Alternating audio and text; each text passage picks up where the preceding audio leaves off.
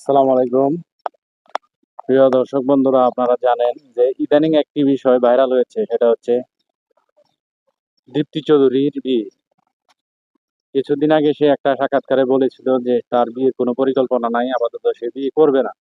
কিন্তু হঠাৎ করে সেই রিসেন্টলি শুক্রবারে সে তার ফেসবুক পেজ স্ট্যাটাস দিয়েছে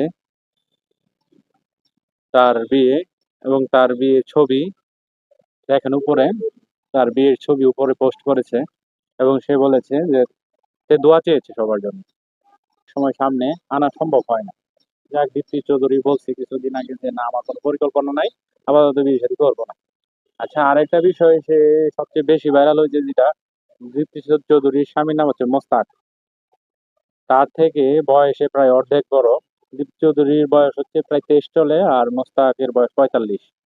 অর্থাৎ নিঃসন্দেহে দীপ্তি থেকে অনেক বড়, কিন্তু বিয়ে শাদী হচ্ছে মনের বিষয়, সেটা হচ্ছে কোনো বয়সের বিষয় না, এটা নেটিজেনরা বলছে। আচ্ছা, আমাদের বাঙালির মধ্যে একটা সমস্যা আছে কি, পরের জীবন নিয়ে সবচেয়ে বেশি সমালোচনা করা। পরের জীবন নিয়ে সবচেয়ে বেশি সমালোচনা, পরের জীবন কি হবে না হবে এগুলো আমাদের চর্চা করতেই হবে, না হলে আমাদের পেটের ভাতটা হজম হয় না সহজে। এটা যে আমাদের বাঙালির মধ্যে সবচেয়ে বড় কালচার, আমাদের বাঙালির মধ্যে সবচেয়ে বড় ক্যারেক্টার। নিজের ঘরের ভাত নাই, পরের ঘরের ভাত নিয়ে খুব খুব মিছিল। নিজের ঘরের কাপড় নাই, পরের ঘরের কাপড় নিয়ে খুব মিছিল। নিজের ঘরের বিয়ে নাই, পরের ঘরের বিয়ে নিয়ে খুব মিছিল। যারা সমালোচনা করতেছে তারাও তো মনে করেন বিয়ের সাথে হয়তো বা করছে না, বা লাইনে আছে। যে সমালোচনা করছে তার খোঁজ নিয়ে দেখেন কি হয়। তারা সমালোচনার লাগিয়ে আগানো।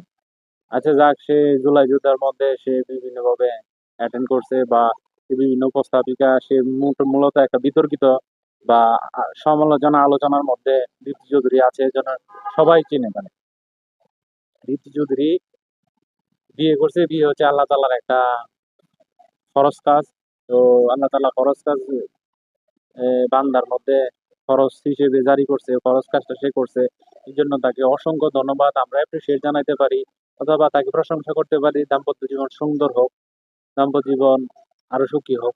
কিন্তু আমরা এমন ভাবে এমন কিছু বলি, কি বলি, বুইরা জামাই, বুইরা, এরপরে আরো কি কিনা কয়, কত মন দেয় না দিয়া, কি বলে এটারে, কি আপনারা কমেন্টে জানায় আসলে কি বলে এটারে।